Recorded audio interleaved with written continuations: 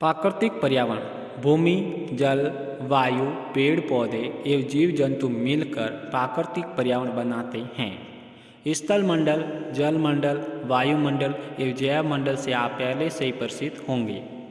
आइए अब हम इनके संबंध में कुछ और तथ्यों की जानकारी प्राप्त करते हैं।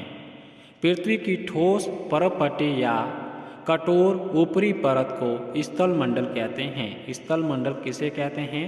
पृथ्वी की ठोस परपटी या कठोर ऊपरी परत को स्थल मंडल कहते हैं।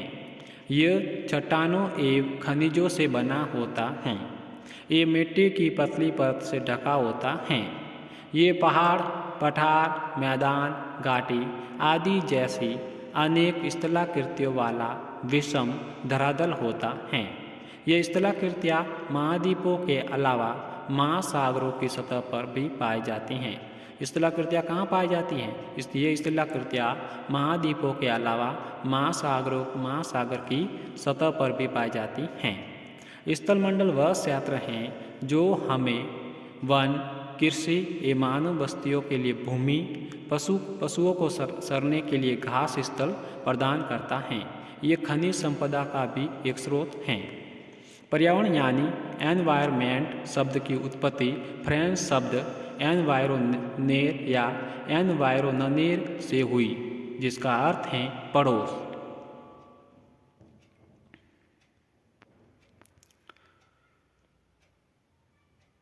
जल के क्षेत्र को जलमंडल कहते हैं। जलमंडल किसे कहते हैं? जल के क्षेत्र को जलमंडल कहते हैं।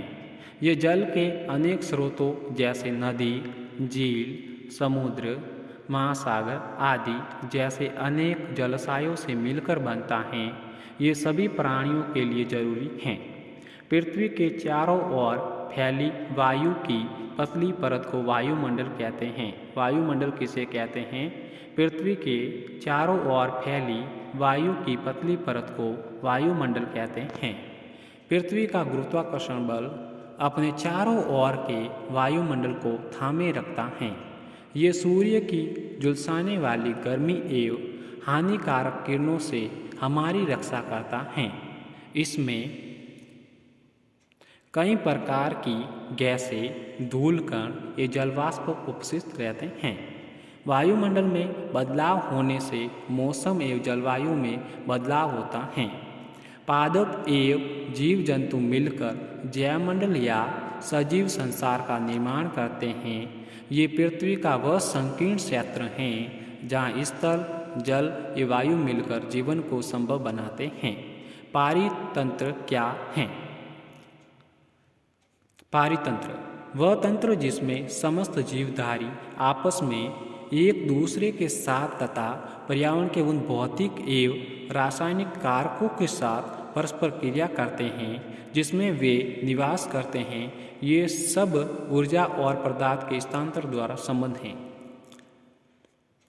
रवि की कक्षा के एक एनसीसी कैंप में जयश्री ने आचार्य से बोला, कितनी मूसलाधार वर्षा हो रही है, इससे मुझे अपना केरल याद आ गया।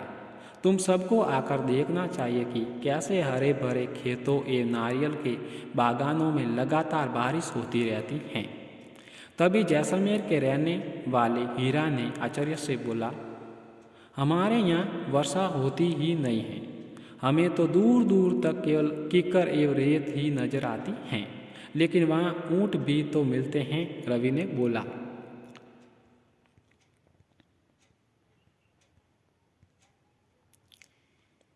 प्रत्येक 5 जून को विश्व पर्यावरण दिवस मनाया जाता है। विश्व पर्यावरण दिवस कब मनाया जाता है? प्रत्येक वर्ष 5 जून को। हीरा ने बोला, ऊँट तो मिलेंगे ही। जब तुम हमारे रेगिस्तान आओगे तो तुम्हें सांप, छिपकली एवं अनेक कीट भी देखने को मिलेंगे। रवि हैरत में पड़ गया। अनेक स्थान पर पाए जाने वाले जीव जंतु, वनस्पति या लोगों के रहन सहन के तरीकों से इतने अलग क्यों हैं? क्या सभी का एक दूसरे के साथ संबंध है? बिल्कुल, बहुत संबंध है। अध्यापक ने बोला, सभी पेड़ पौधे, जीव जंतु ये मानव अपने आसपास के पर्यावरण पर आश्रित होते हैं। हमेशा वे एक दूसरे पर भी आश्रित होते हैं। जीवधारियों का आपसी एवं अपने आसपास के पर्यावरण के बीच का संबंध ही पारितंत्र का निर्माण करता है। अधिक वर्षा वाले वन, घास स्थल, रेगिस्तान, पर्वत, झील, नदी, महासागर या छोटे से ताल का भी एक पारितंत्र हो सकता है। क्या आपको लगता है कि जिस पार्क में रवि एवं उसके मित्र खेलते हैं वह भी एक पारितंत्र बनाता था?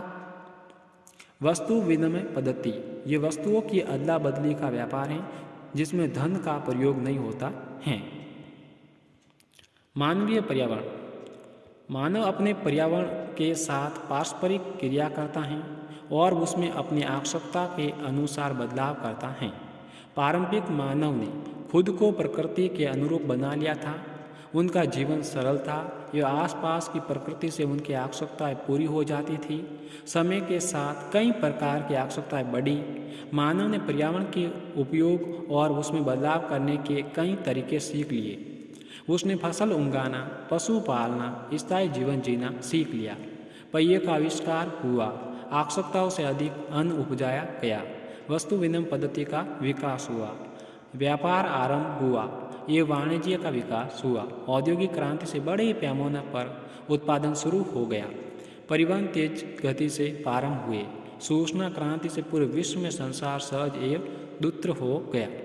क्या आप जानते हैं कि आप गर्मी में रसीला तरबूज एवं सर्दी में भुनी हुई मूंगफली खाना क्यों पसंद करते हैं?